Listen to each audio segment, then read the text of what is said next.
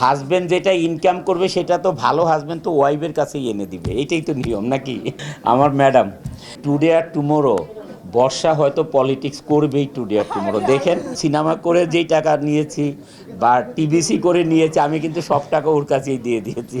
না, আসলে দেশ ত্যাগ করতে সেই বাধ্য হবে। আমরা তো ওরকম পলিটিক্স করি নাই রে ভাই। আমরা তো সবসময় নিরপেক্ষ, আমরা ভালোর দিকে ছিলাম। তা আমরা কখনোই ওই ধরনের পলিটিক্স, যদি কোনো না কোনো দল সাথে তো অংশগ্রহণ করেই পলিটিক্স করতে হয়। তা আমি যদি আমাকে ঠিক রাখি তাহলে আমাকে দেশ ত্যাগ করতে হবে কেন? আমি সৎ পথে থাকব।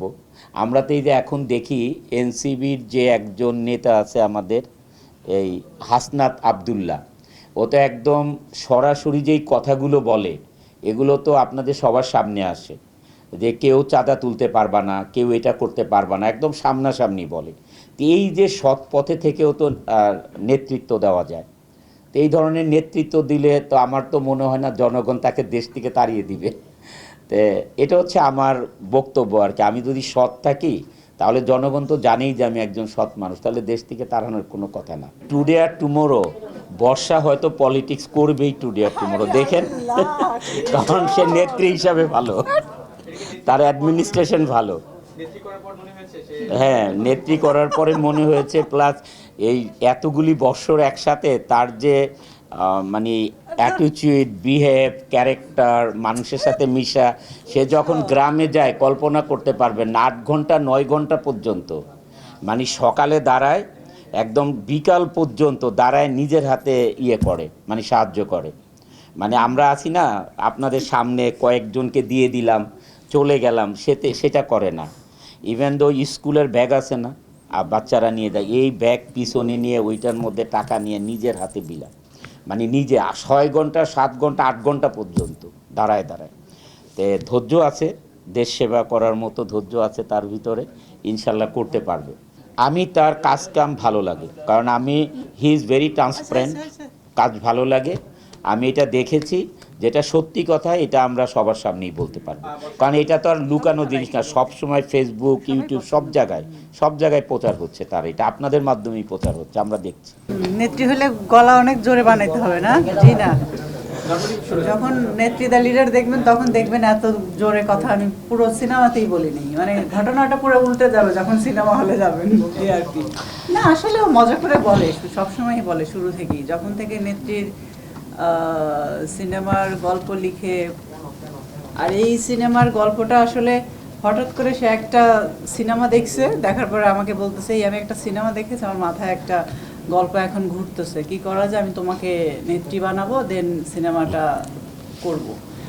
দেখি এরপরে যখন তুর্কিতে যাব তখন ওখানকার ডিরেক্টর বা যারা প্রোডাকশন হাউস আছে আরেকটা পার্টনার পেলে দেন এটা আমরা শুরু করতে পারি। আচ্ছা ঠিক আছে, করতে পারো। তো আসলে এটা মজা করেই বলে। তবে এটার শুটিংয়ে আসলে অনেক রকম, মানে কি বলবো, বুঝেন তো যে উনি আমার বডিগার্ড, তো সেই হিসাবে বডিগার্ড আমি ম্যাডাম। আমার ম্যাডাম, আমাদেরটা না, নেত্রীদা লিডার করব না, আমরা চাচ্ছি যে কিল হিম টু রিলিজ করে দিতে ইনশাল্লাহ রোজার ঈদে। না, আমরা তো জানেন যে দুইজন এই যে এই রুম থেকে শুরু করলাম 2008-এ, আমরা দুইজন একসাথেই কাজ করি। মাঝে মাঝে তো গল্পের কারণে কেউ না কেউ আসে, বাট তারপরে তো আমরা দুইজন একসাথেই কাজ করি, দুইজন দুইজনকে ইন্সপায়ার করি, দুইজন দুইজনকে সহযোগিতা করি। আমি গল্প লিখি উপরে বসে, ও সারাক্ষণ স্যুপ নিয়ে যাবে, এইটা খাওয়াবে সেটা খাওয়াবে, কিছু আইডিয়া দিবে, তো সারাক্ষণ আছে এই সাথে, এবং ওর মাথায় কিন্তু অনেক ভালো ভালো আইডিয়া আসে। এই জন্যই বলি নেত্রী হতে পারবে। আরেকটা বিষয় একটু জানা যাচ্ছে যে ঘরের যারা নেত্রী থাকে তাদের কাছে আসলে হাজবেন্ডরা আসলে টাকা গচ্ছিত রাখে, এটা আপনি করছেন কিনা? টাকা গচ্ছিত রাখে মানে হাজবেন্ড যেটা ইনকাম করবে সেটা তো ভালো হাজবেন্ড তো ওয়াইফের কাছেই এনে দিবে, এটাই তো নিয়ম নাকি। এটা আমি না, এখানে যারা আছে সবাই করে। কারণ আমি যদি ধরেন এই যে উনি এখন সাইনিং করাবে, উনি যে আমাকে চেক দিবে বা টাকা দিবে, আমি এটা ওকেই দিয়ে দিব, এইটাই তো করে, সব হাজবেন্ডরাই করে, এটা আমি একা না, সবাই করে, আপনিও করেন। হাজবেন্ডের টাকাও নিজের টাকা।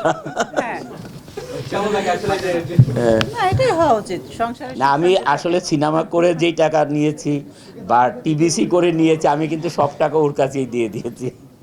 আমরা তো দেশের বাইরে গিয়েছিলাম, এসে এখনো ছবি দেখি নাই, তবে ইকবাল ভাইকে নিয়ে একদিন একটা সিনেমা হলে যাব, দেখি ইনশাল্লাহ আপনাদেরকে আমরা বলবো। সাইনটা